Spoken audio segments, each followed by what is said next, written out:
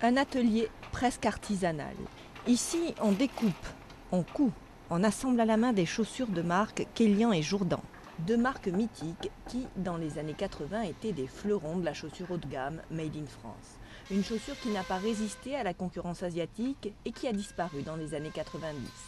Récemment rachetée par le groupe Royer, numéro 1 français du négoce de chaussures, la production est loin d'égaler celle des belles années. Aujourd'hui, notre production est de 70 à 100 paires jour et le but, c'est d'arriver à peu près 200 paires, 250 paires jour. L'atelier démarre doucement. Les chaussures aux talons aiguilles si féminins ne sont vendues qu'en France pour l'instant. Le groupe Royer joue la prudence. Créer au sein de Roman une petite unité de production sur laquelle nous avons 20-30 ouvriers aujourd'hui capables de monter jusqu'à 300 paires jour, comme je vous le disais précédemment.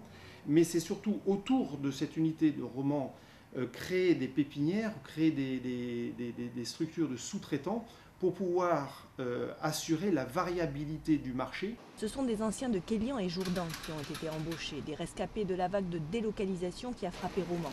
Près de 70% des emplois ont disparu entre 2000 et 2008. Une fois que Kélian était fermé, Jourdan, il ne restait plus que Clergerie. Donc la chaussure, pour nous, c'était terminé. Moi, personnellement, je ne pensais pas retourner dans la chaussure. Il n'y a qu'une marque de luxe qui ait résisté à la dernière décennie, Robert Clergerie, 170 ouvriers et 110 000 chaussures fabriquées par an.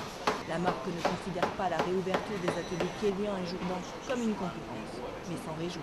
Je lui souhaite bonne chance d'ailleurs, parce que si Jourdan redevenait comme avant, ça serait formidable pour moi. Le Made in France apprend en plus que le marché français de la chaussure se porte plutôt bien, deuxième derrière celui des États-Unis.